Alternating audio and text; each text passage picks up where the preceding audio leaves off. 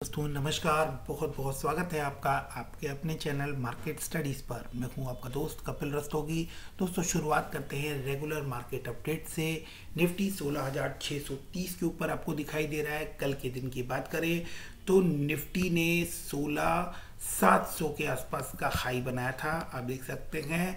उसके बाद निफ्टी में गिरावट भी देखने को मिली और 16,470 के लेवल भी हमें देखने को मिले, जो कि डे लो था। बट इन दोनों के बीच में ही निफ्टी ने 16,630 के ऊपर क्लोजिंग दी है। तो ये हो गई बात कि निफ्टी में क्या लेवल्स रहे। मार्केट अपडेट्स ऐसे हैं कि मार्केट में अभी कच्चे तेल की कीमतों में कुछ नरमी आई है।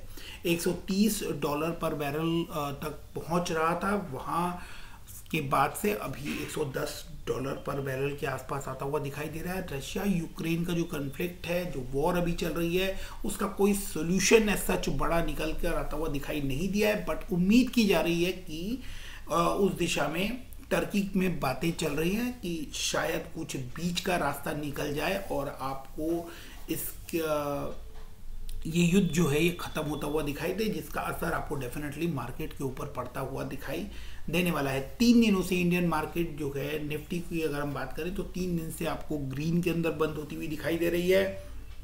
तो ऐसी उम्मीद की जा सकती है कि अगर अब कोई सेंटिमेंट्स मार्केट के ना बिगड़े तो शायद यहाँ से आपको एक रिकवरी जो है वो देखने को मिल सकती है। ये हो गई रेगुलर मार्केट अपडेट्स। इंडिया के 5 स्टेट के इलेक्शन आए, उसके अंदर स्टेबल गवर्नमेंट, क्लियर मेजोरिटी मिली है। जिस भी पार्टी की गवर्नमेंट, जिस भी पार्टी ने उसको विन किया है, तो इसका भी ओवरऑल मार्केट के ऊपर अच्छा पॉजिटिव इम्पैक्ट पड़ता हुआ दिखाई दिया है। बात कर रहे हैं अभी हम लोग ऊर्जा ग्लोबल के बारे में। तो दोस्तों ऊर्जा ग्लोबल एक पेनी स्टॉक है, काफ़ी तगड़ा रिटर्न हमें इस स्टॉक ने बनाकर दिया है। ऐसा नहीं है कि रिटर्न नहीं बनाकर दिया, बट फिर भी आप लोग पेनी स्टॉक को एक पेनी स्टॉक की तरह ही ट्रीट कीजिए। आप देख सकते हैं 1220% का रिटर्न बनाकर दिया था इसने, और उसके बाद से आपको एक बड़ी गिरावट भी यहाँ पर देखने को मिली है। तो इस बड़ी गिरावट के बाद आपको जब ये 60% तक करेक्ट हो चुका है, अब उसके पीछे करेक्शन के पीछे क्या रीज़न है, उस करेक्शन आने के बाद भी ये वापस से 40% रिकवर कर गया है अपने लोस से, इसके पीछे क्या रीज़न है, इन सभी बातों को एक एक करके डिटेल में समझने की कोशिश करेंगे।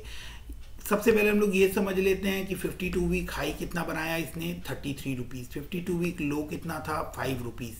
ठीक है, अभी करंट प्राइस क्या चल रहा है, 18 रुपीज़। कहाँ से रिकवरी ली इसने, 13 रुपीज़ के आसपास से। तो ये सारी कंडीशन है, ये सारे माहौल जो मार्केट में बने हुए हैं ऊर्जा ग्लोबल के, इसको लेकर आगे हम लोगों को बहुत ही समझदारी के साथ एक एक स्टेप करके इसको चलना पड़ेगा। ऊर्जा ग्लोबल का जो स्टॉक है ये बहुत लंबे टाइम से बहुत लोग इसके ऊपर बहुत कुछ बोल रहे हैं कि ये जो स्टॉक है ये आने वाले टाइम का मल्टी बैगर है।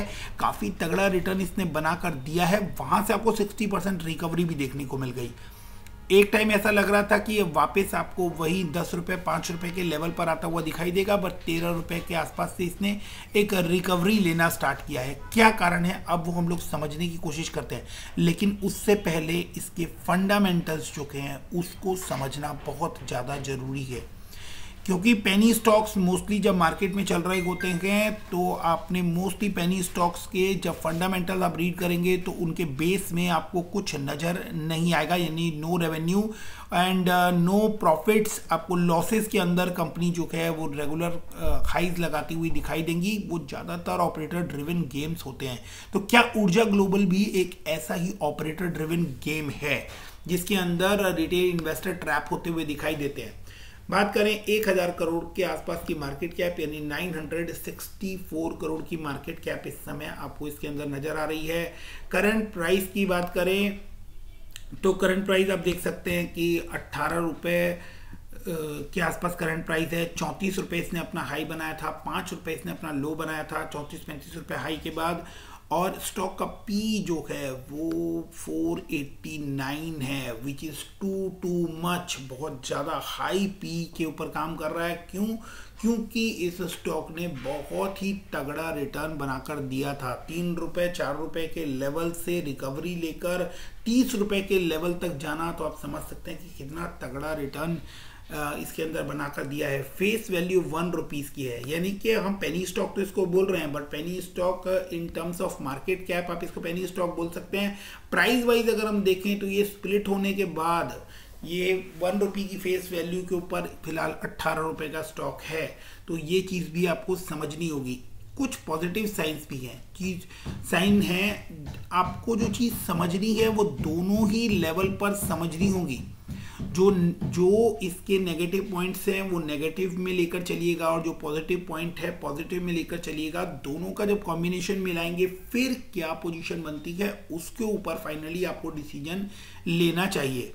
बुक वैल्यू की बात करें तो 3 रुपए की स्टिल इसकी बुक वैल्यू बन रही है, यानी प्राइस टू बुक वैल्यू 5.90 जो है 5 टाइम 6 टाइम इसकी अपनी बुक वैल्यू की ये ट्रेड कर रहा है। अब यहाँ पॉजिटिव बातें क्या है कि एक क्या बोलते हैं, स्मॉल कैप है, पेनी स्टॉक एक है, एंड उसके बावजूद अगर आप इसके अंदर जो पॉजिटिव साइन देखेंगे वो देखेंगे कि आरओई जो है वो स्टिल आपको इन ग्रीन नजर आ रहा है, माइनस में नहीं है, यानी कि रिटर्न बनाकर दे रही है कंपनी।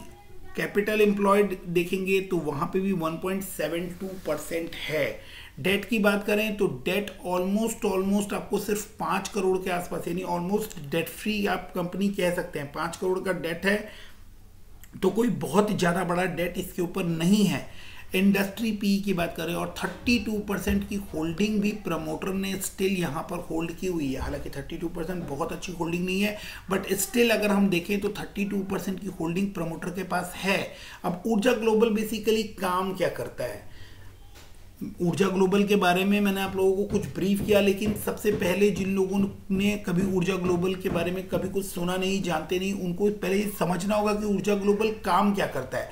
तो सबसे पहले हम ऊर्जा ग्लोबल की साइट पे चलते हैं और देखते हैं कि ये काम क्या करता है, फिर मैं आप लोगों को बताता हूँ कि इनकी सेल्स या रेवेन्यू किस तरह की रहती है।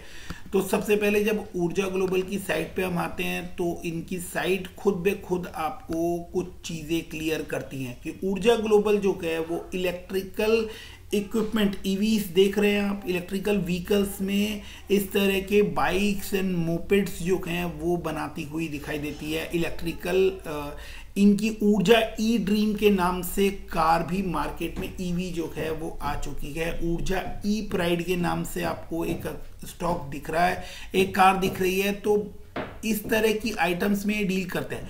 अब इसके बाद इनकी किस तरह के जो प्रोडक्ट रेंज है, सबसे पहले हम उसके ऊपर नजर डालते हैं। तो देख रहे हैं कि यहाँ पर स्कूटी, ई कार और ऊर्जा का ऑटो जो है वो आपको देखने को मिल रहा है। इस तरह की solar study lamps, lithium ion batteries और उसके बाद सोलर होम लाइटिंग सिस्टम्स, इस तरह के प्रोडक्ट रेंज है इनके। Solar light pattern, solar panels, solar street light, उसके बाद आपको solar water heater, solar water pump, solar water inverter. तो ये इनकी वाइड रेंज ऑफ प्रोडक्ट्स हैं जिसके अंदर आपको ये कंपनी काम करती हुई दिखाई देती है। और कंपनी ना सिर्फ आपको पेपर्स के ऊपर काम करती हुई नजर आ रही है, बल्कि ये कंपनी ऑन ग्राउंड भी आपको काम करती हुई नजर आ रही है। ऐसा नहीं है कि ये सिर्फ प्रोडक्ट्स जो हैं ये आपको दिखाने के लिए बहुत सारे लगाए हुए हैं, ऐसा है कि मतलब ग्राउंड पर इनकी प्रेजेंस देखने को मिलती है। तो automotive batteries, e rickshaw battery, inverter batteries, solar batteries के अंदर आपको ये काम करते हुए नजर आते हैं। बेसिकली अगर हम देखें कि ऊर्जा ग्लोबल ने कौन से बड़े इवेंट्स हैंडल किए हैं, तो सोलर लैटन की सप्लाई सीआरपीएफ मेघालय में वो इनकी तरफ से होती हुई दिखाई दे रही है।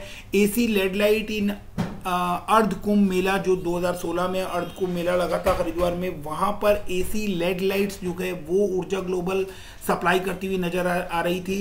And installed SPV power plant at सुलभ टॉयलेट कॉम्प्लेक्स झारखंड। तो ये सुनने में आपको छोटे काम लगते हैं, बट ओवरऑल जो हैं ये एक बड़े बड़े इवेंट को क्रिएट करते हैं कि झारखंड में जितने सुलभ टॉयलेट्स बने हैं उनके अंदर लाइटिंग जो है एसपीवी पावर प्लांट के थ्रू जो लाइटिंग है सोलर पावर लाइटिंग, वो काम जो है वो ऊर्जा ग्लोबल के पास है।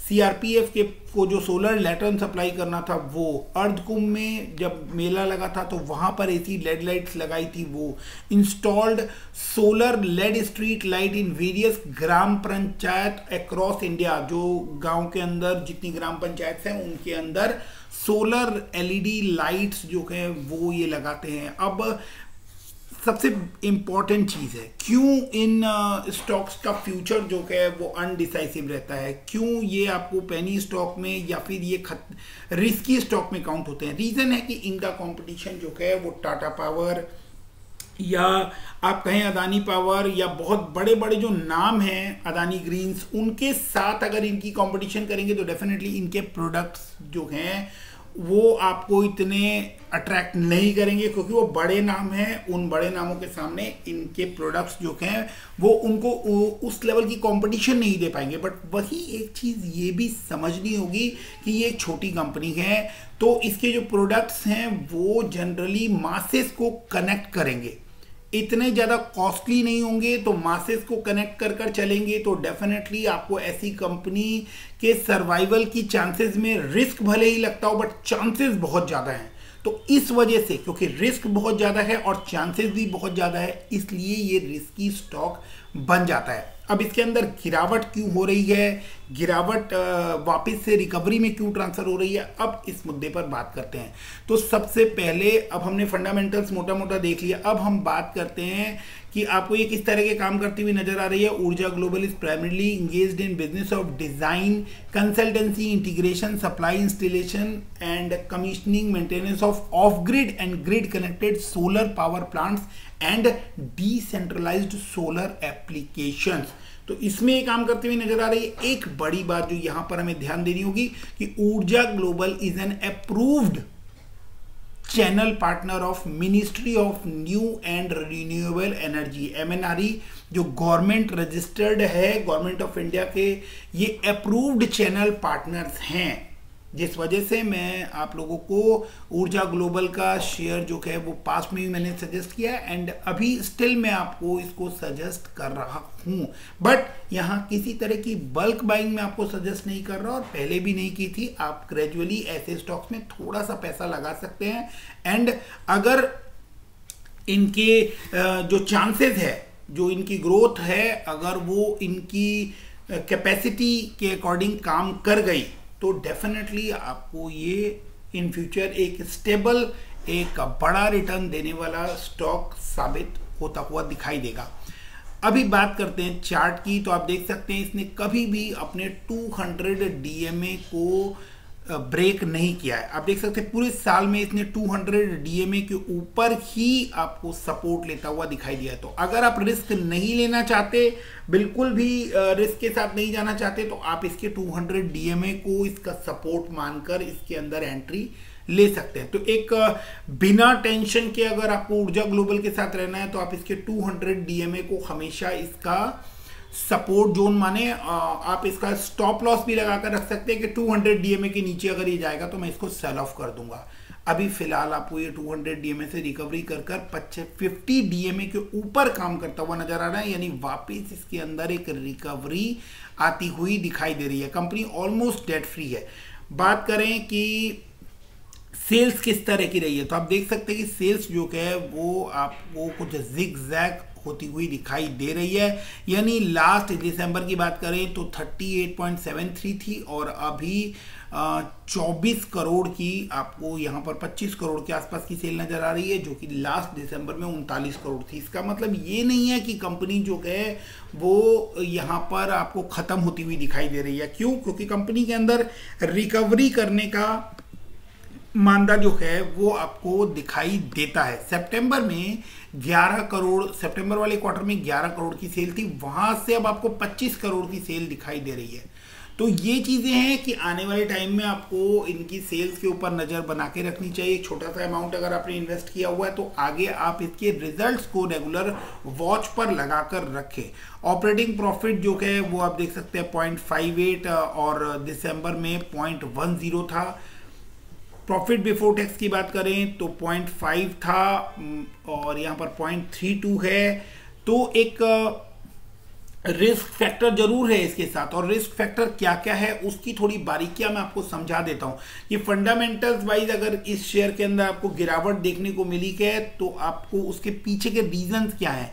अगर आपको यहाँ पर प्रॉफिट्स कम नजर आ रहा है और दिसंबर में यानी लास्ट क्वार्टर में आपको यहाँ पे प्रॉफिट ज़्यादा नजर आ रहा है, तो आपको यहाँ पर एक ध्यान देना होगा कि यहाँ पर एक अदर इनकम की फिगर जो है वो 0.69 की यहाँ पर ऐड हुई है, तो उसका इम्पैक्ट भी इसके अंदर पड़ता हुआ नजर आ रहा है।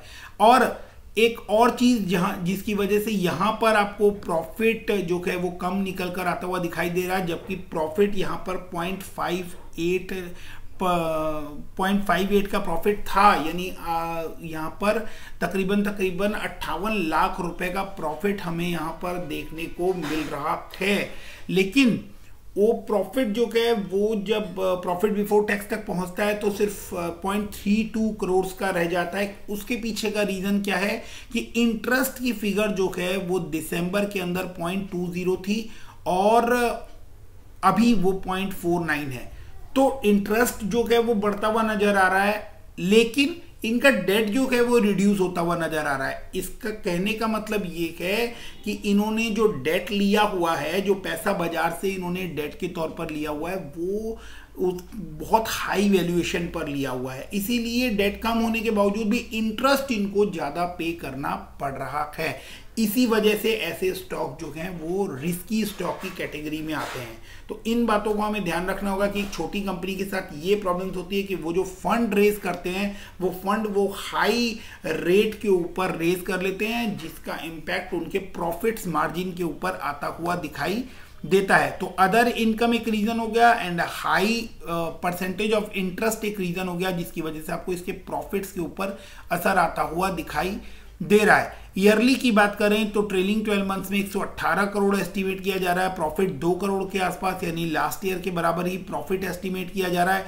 तो अभी एक स्टेबिलिटी है इसके अंदर। अगर आप पैसा बनाना चाहते हैं तो डेफिनेटली आपको रिस्क के साथ साथ एक टाइम जो है वो भी ऐसे शेयर को देना जरूरी हो जाता है। अब यहाँ पर फिर से कुछ प्लस माइनस पॉइंट्स के बारे में बात करेंगे।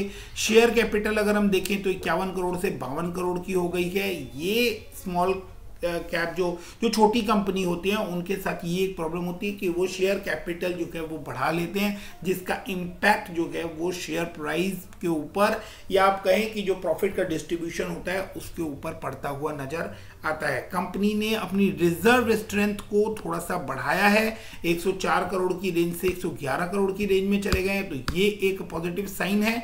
और आप देखेंगे कि डेट जो है वो रिड्यूस किया है कंपनी ने, 10 करोड़ 8 करोड़ 7 करोड़ और 6 करोड़ और 5 करोड़ के रेंज में डेट आपको दिखाई दे रहा है, बट उसके ऊपर जो इंटरेस्ट है वो फिगर अभी परेशान कर रही है और वो फिगर आपको बढ़ती हुई नजर आएगी। फिक्स्ड एसेट्स 138 करोड़ के हैं एंड अदर एसेट्स जो हैं वो 400 करोड़ के हैं। वहीं अदर लाइबिलिटीज जो हैं वो 368 करोड़ की है, यानी अदर टैक्स अदर लाइबिलिटीज जो है वो आपस में ऑलमोस्ट नॉक ऑफ होती हुई आपको दिखाई दे रही है।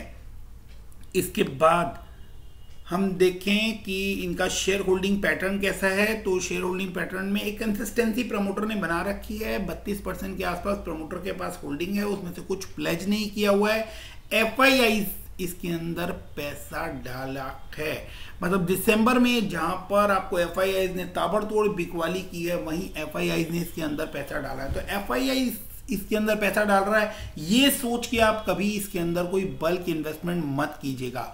ये एफआईआई ने इसके अंदर पैसा डाला है, इसी वजह से आपको अब इसके अंदर धीरे धीरे रिकवरी आनी भी स्टार्ट हो गई है। तो सेलिंग क्यों हुई थी, क्योंकि सितंबर क्वार्टर में आप देख सकते हैं कि एकदम से एफआईआई ने इसके अंदर से अपना सारा पैसा निकाल लिया था, फिर ग्रेजुअली एफआईआई ने इसके अंदर पैसा डालना स्टार्ट किया है। तो एक्चुअली क्या है कि ये जो ग्रीन एनर्जी वाला कॉन्सेप्ट है, renewable energy, solar power panel, solar power का जो कॉन्सेप्ट है ये आपको ड्यूरिंग आफ्टर लॉकडाउन बहुत तेजी से प्ले होता हुआ दिखाई दिया है। तो इससे रिलेटेड स्टॉक्स जो हैं वो अब मल्टी बैगर स्टॉक्स के तौर पर आपको सामने आते हुए दिखाई दे रहे हैं। ऐसे में ऊर्जा ग्लोबल जैसे स्टॉक्स भी हैं जो कि अच्छा काम कर रहे हैं, उनके पास मार्केट भी बहुत अच्छी है, डिमांड भी है, बट वो कंपनीज इतनी बड़ी नहीं है जिन कंपनीज पे इतना ज्यादा पैसा अभी इस समय लगा दिया जाए। तो कोई बड़ी बाइंग यहाँ पर बिल्कुल रिकमेंड नहीं है, बट ये भी नहीं कह सकते कि ऐसे स्टॉक्स के से आपको निकल जाना चाहिए या ऐसे स्टॉक से कमाई की उम्मीद नहीं है। हाँ, जब FIIs इसके अंदर पैसा डालते हैं और उसके साथ साथ ही बहुत लोग इसके अंदर बाइंग करना स्टार्ट करते हैं, इसका शेयर प्राइस ऊपर जाता है, तो जो बड़े प्लेयर हैं जिन्होंने बहुत ज़्यादा क्वांटिटी यहाँ पर खरीदी होती है वो धीरे धीरे इसको सेल ऑफ करके निकल जाते हैं और अल्टीमेटली रिटेल इन्वेस्टर्स जो है वो फंस जाते हैं। तो इस बात को पूरा ध्यान रखिएगा। मेजॉरिटी स्टेक जो है वो इस समय पब्लिक के पास है, तो ये एक बड़ा प्ले है जो कि खेला जा रहा है।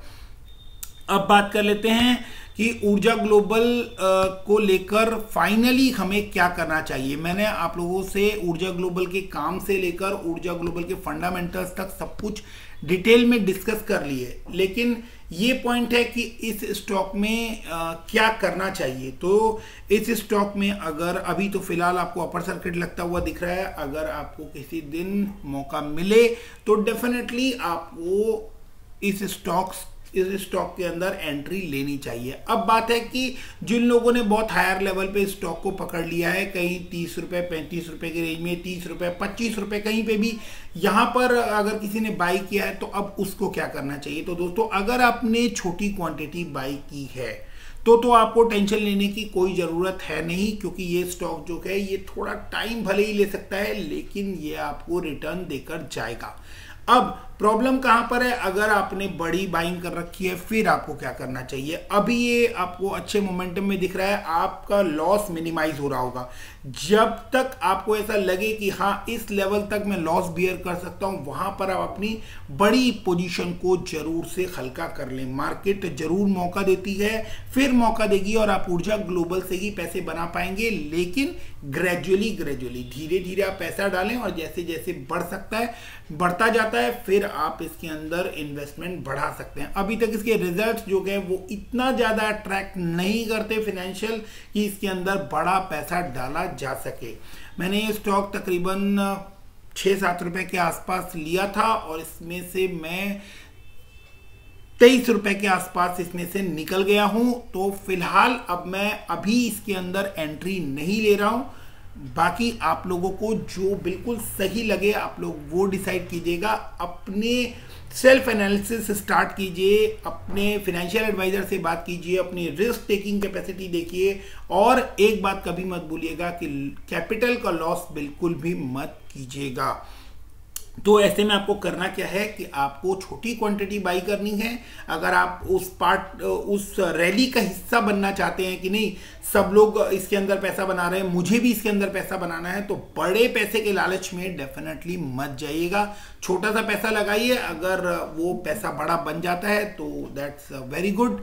तो होपफुली वीडियो आपको पसंद आया हो। वीडियो ऐसे ही और वीडियो देखने के लिए चैनल को सब्सक्राइब करके रखिए। Thanks for watching, keep investing, stay safe, thank you, bye bye.